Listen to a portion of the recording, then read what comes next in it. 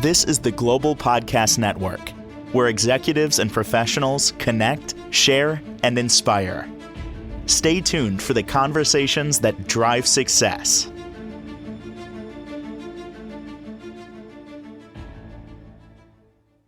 I love what she does because it's so important. We love our animals so much, especially our dogs, and to have that connection with them. We think we're connected to some extent. Imagine if you harness the power of animal communication and the psychology of animals, how much more you could be connected. I'm intrigued on how she does it when she meets animals she's never seen before and is able to change behavior, change direction with them. We're going to talk about that, how that's all done. She's the woman behind Animal Psychology Center. And that's great to have Katherine Andrews back with us on the program. How are you doing today? Hey, hi, Steve. Doing really well. Fall weather is kicking in, and I am a happy camper about that. I love it. Halloween is your season. Yes, yes, it is. I'm a white witch. Not really. I mean, I think I have been in past lives. I'm pretty sure a healer, a Yeah, healer. I don't doubt that for a second. And I don't doubt the fact that some of our animals came from another life and they may have been people. I don't doubt that There you either. go. Hmm. Yeah, yeah, When you're doing what you do to help change, am I right in saying the behavior of an animal? yeah. Okay. You go to places where the odds are stacked against you, like Humane Society. You'll go there, you'll encounter animals, dogs that they say are untrainable, can't be found homes because, and then things change. What's that like when you first meet a dog that is showing certain behavior, maybe aggressive, whatever it might be? How do you make that connection with them and then eventually start to make that partnership and change? Well, one of my goals in life has always been to do the greatest amount of good for the greatest amount of dynamics. And when I go to a humane society or a shelter, I tell the people that are there, go get me the dogs that you don't think are adoptable. And they'll say, what? Like, you really want to see those dogs? And I said, well, yeah, I don't want to see the dogs that you think are adoptable. Those dogs are going to fly off the shelves at some point. I want to see the dogs that are on the euthanasia list, that are that are not going to be adopted.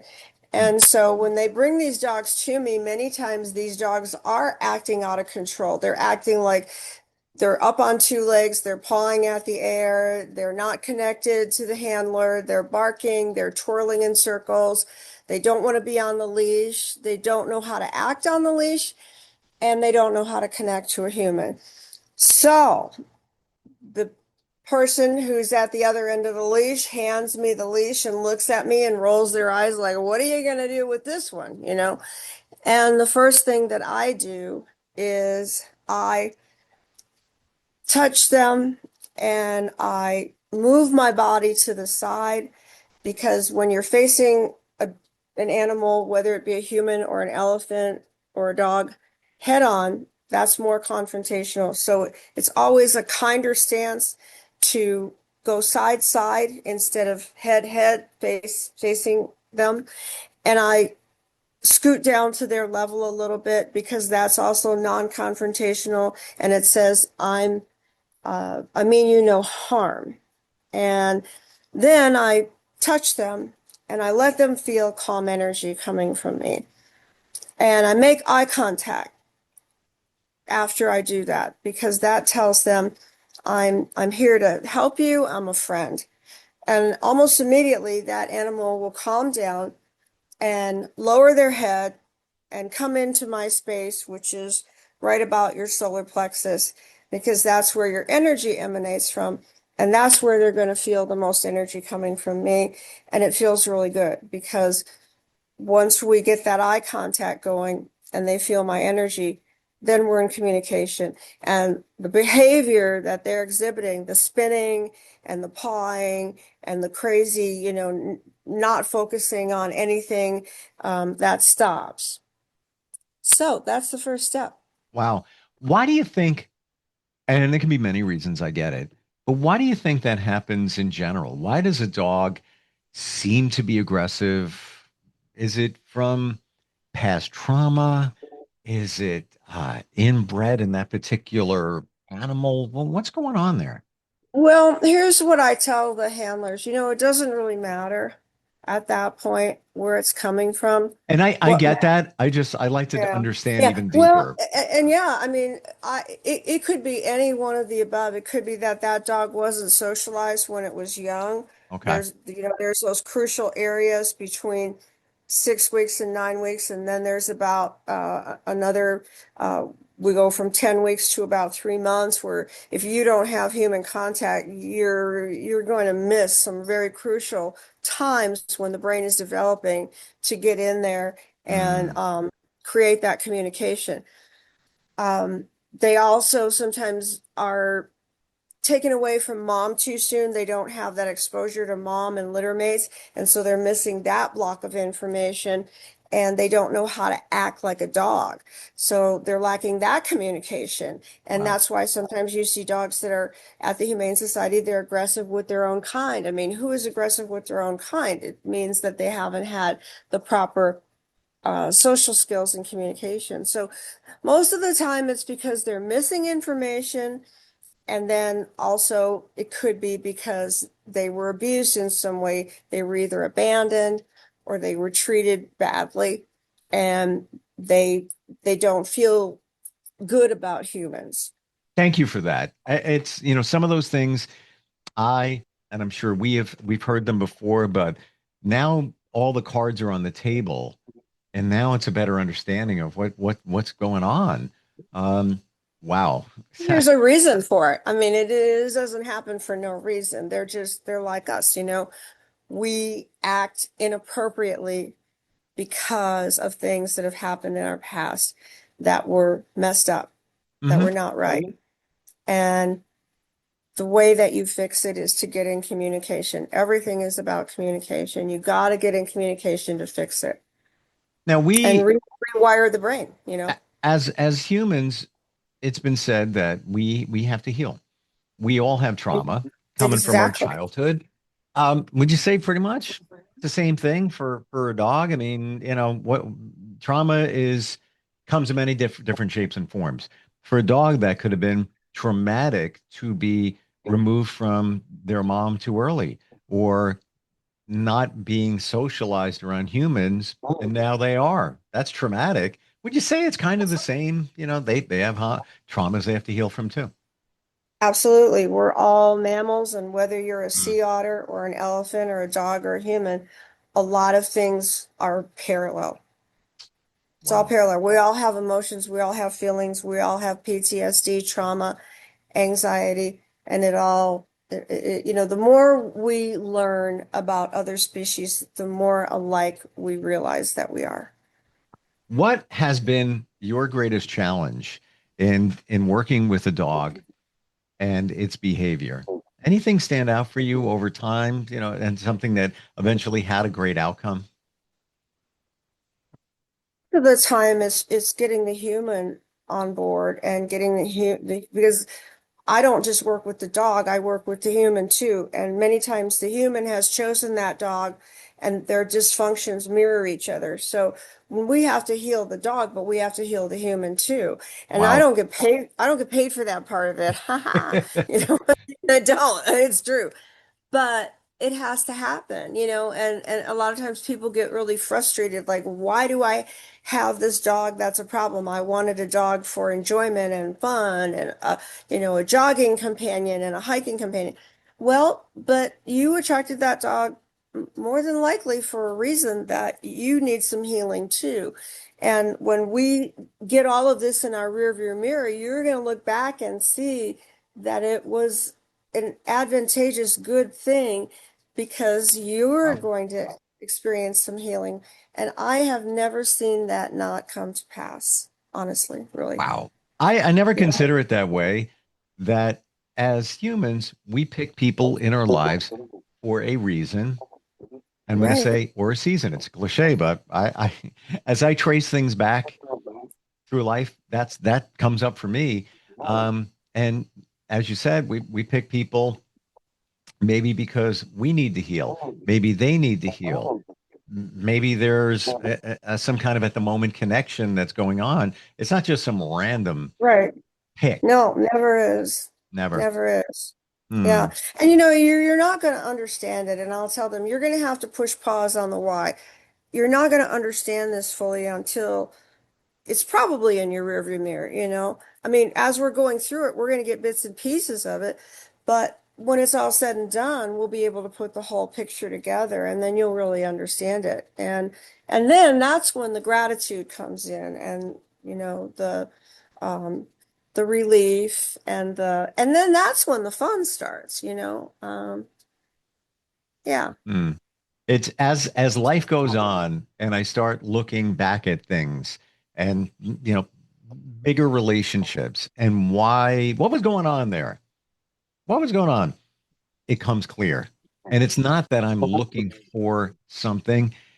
When you look at it in a different way, it just presents. It's like, oh, I didn't realize that then. Right. Oh, that Right. person went through this back in the day when they were kids, and now I see why they acted later in life. It's amazing Right. once you once you put the pieces together. And that now I Yeah. see it, in terms of animals. Never thought of it that way. Um, has there been times where you just can't adjust an animal's behavior? Yes. Yes. Sometimes uh, there's a situation or a disease process called idiopathic rage. Idiopathic. Idio means we don't know where it comes from or why. Pathology means disease, and rage means that um, it manifests in anger and in aggression. So idiopathic rage means that you have an aggressive dog and there's no rhyme or reason. And when I do an evaluation and I try to put the fix in, as I say, with behavioral modification, it doesn't work. And we have a dog that continues to come at you or me or other dogs with aggression. And as we go down the road with this dog and we keep trying to do the normal things that fix it, we find that the dog gets worse. Then we have a diagnosis, and that diagnosis is some form of what we call idiopathic rage. There's some veterinary colleges that are doing. Berkeley in California is one of them, and Texas A&M. And I've been working with some of the veterinarians there about idiopathic rage because I see a lot of it because I'm the person that people will travel from different states to see when they have a dog that nobody else can fix because animal behaviorists are like Cesar Millan. You know, we see dogs from all over the country. So that is something that is much like a brain tumor. There's no fix to it, and it Mm. will continue to get worse. And then you do, sadly, have to euthanize that dog because you are not doing that dog any favor by keeping them alive because their quality of life is going to continue to deteriorate and the disease is going to continue to impinge upon them to the point where their life becomes rage. That's all. That's the only emotion that's present is rage. And it's very dangerous, especially if you have a big dog. There was a case in California that I was involved in where a little 5-year-old girl lost her life because of an idiopathic rage dog.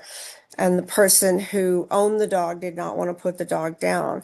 So sadly, the result of that was this little girl losing her life. And I always said, I never want to have another case like that in my career, Oh. because I think about that little girl every day. And, you know, you always second guess yourself. Was there anything else I could have said or done or, you know, to make that person realize that um, euthanasia was the only answer? So, Hmm. yeah. What would you suggest to somebody who's got a dog, maybe had them for a little while, and they just have aggressive behavior, or they can't be? I have a friend, really great friend, doesn't even, I've never, I've known him since childhood. We disconnected and then we reconnected about a year ago.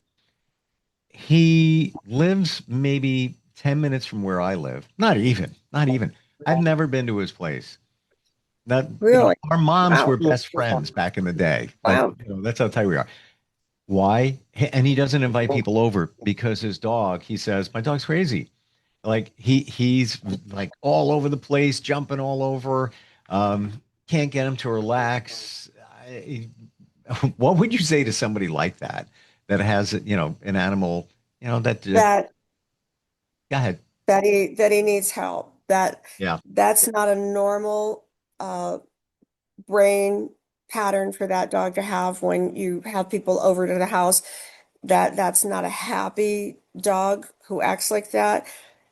Your friend isn't happy because he can't be normal in his life with having people over and having a yep, normal social life. So definitely that's a huge red flag type situation of someone who needs help with their dog. And it could very well be a situation that I could help him without him having to come and see me in person, but definitely he needs some help.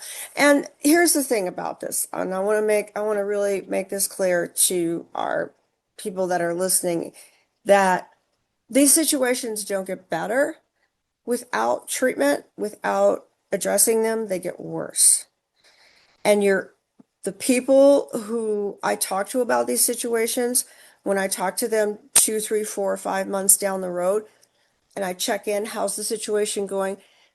It's always worse, and they're always very surprised by how much worse it's gotten and about the way that it got worse, because they would say, I've never suspected that it would go this way or this would happen. Just like well, it was a Rottweiler that killed this little girl. Um, that person never thought that would happen, obviously. sure. So, and I'm not suggesting that something that bad would happen with your friend's dog, although I don't know because I haven't seen him or seen what the behavior is. But many times people underestimate bad behavior. They Because it's someone that they love. And we tend to, with people that we love, underestimate what could happen, what could go wrong. How much would you say that somebody is feeding their dog certain type of energy and vice versa? Like you just said before, um, in my friend's situation, the dog's not happy for whatever the reason is. My friend's not happy for whatever, because of the way the dog acts. How much of the dog is interpreting that? So now you got a situation where a dog is not on the best behavior, and now you're a little frustrated, got to kennel the dog again, and all of that. How much do you think the dog is picking up on your vibes, your feelings? Oh, 100%. They're feeding off of each other. Because Mm, many times when someone comes to me with a dog that is acting out of control, I'll say, um, we need to separate you guys for a short time here to get this worked out, because you can't control how upset you are when the behavior happens, and then the two of you are off and running. Does that make sense? totally. So many times we have to let the behavior happen, separate the owner and the dog. I work on the dog, and then the owner goes to another room or something and calms down. And then once I get the dog calmed down, I invite the owner in. And many times the owner and I also do some breathing techniques or some yoga meditation. I'm also a yoga teacher, so Wow. um, we do some of that because they've gotten into a rut where one of them takes off, the other one takes off, and here we go, we're off and running. And it gets escalated, and then there's a point of no return, where both of them are profoundly in that state of excited or frustrated or angry, and yeah, they can't get out of it without some help. So it said that animals speak their own language. Do they all speak the same language, or many times when you're working with a dog, You got to figure out what their particular language is. No, pretty much dogs all speak dog, just like horses speak. There's a language for horses, there's a language for cats.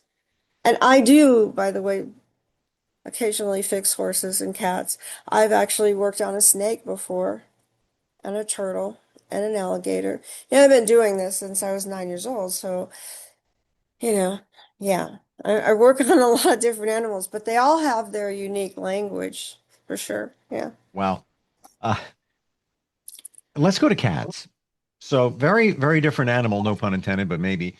Um, very, very different than working with a dog, a horse, a snake.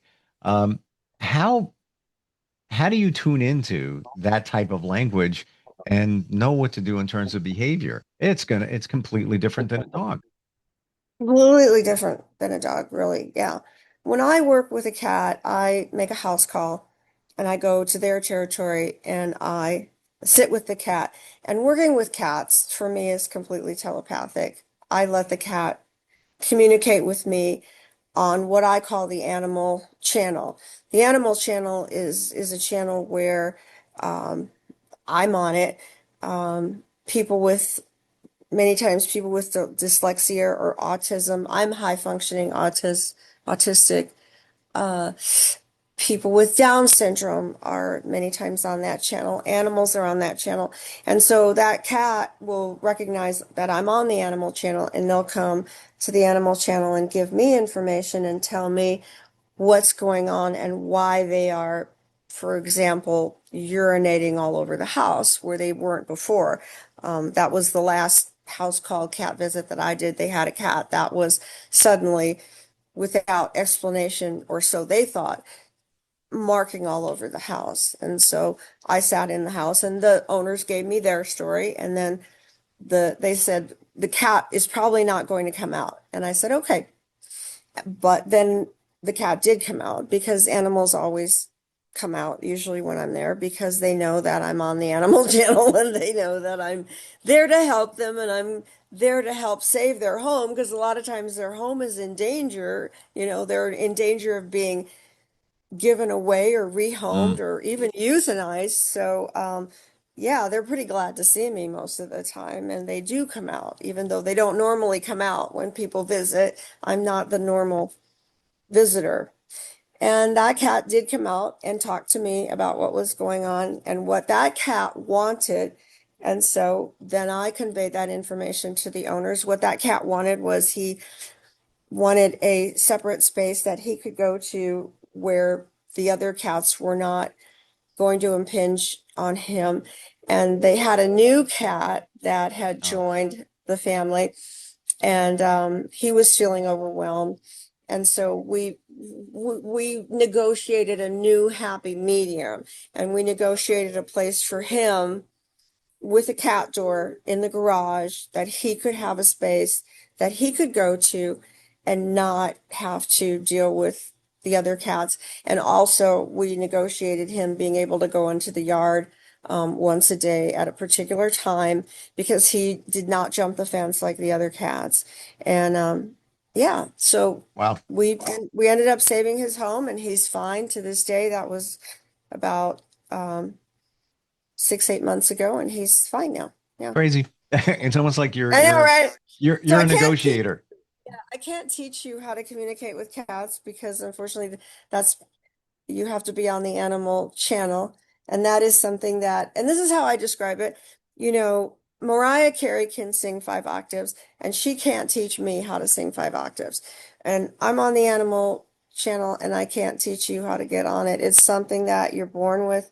And that's why Cesar Millan has had a show for 20 years because he knows what he knows, and you're born with Mm. some things you're just born with, you Oh, yeah, know? I get it. Some people Yeah. are more intuitive than others. Some are professional intuitives, psychics, get paid. Right. And Turn well, the and hell on. that's what I am Yeah. too. When it comes to cats, I'm a professional psychic. And when it comes to dogs, I can teach you dog language though. That's why dogs are our number one companion because we can learn to speak dog and dogs do um, learn to speak our language to a certain degree too. So they're very they very much are a man's best friend in the fact that we more easily communicate with them than we do cats or horses or reptiles. You're here to help. This is your purpose. Animalpsychologycenter.com. Is that right? Yes. Yeah. Just reach out. You got a question? I'll even throw out there too. Instantfeedbacksteve@gmail.com for the next time we get together. Maybe you're having some dog or cat trouble, animal challenges. Got a question for Katherine? We'd love to hear them. Thank you so much for the insight today. You validate a lot of things I wonder about. And what you do is beautiful, and I appreciate it. Thanks for being here. Hey, Steve. Thanks. We'll catch up next time. We'll be right back. This is the Global Podcast Network, where executives and professionals connect, share, and inspire. Stay tuned for the conversations that drive success.